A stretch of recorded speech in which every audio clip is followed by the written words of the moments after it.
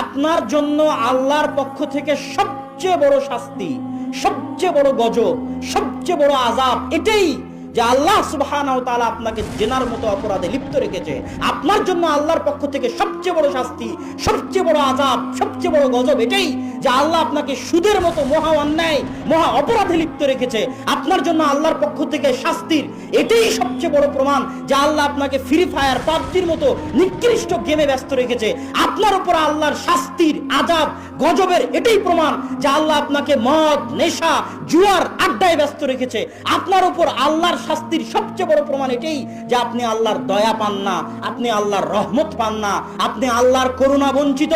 আল্লাহর করুণা দৃষ্টি আপনার উপর নাই। কোন ভাগাড়ে পড়ে আপনি মারা যাবেন এটা আল্লাহ পরোয়া করে না। আপনি আল্লাহর দরবার থেকে বিতাড়িত, আল্লাহর রহমত থেকে বিতাড়িত, আল্লাহর করুণা থেকে বিতাড়িত। এটাই আপনার জন্য আল্লাহর পক্ষ থেকে সবচেয়ে বড় শাস্তি।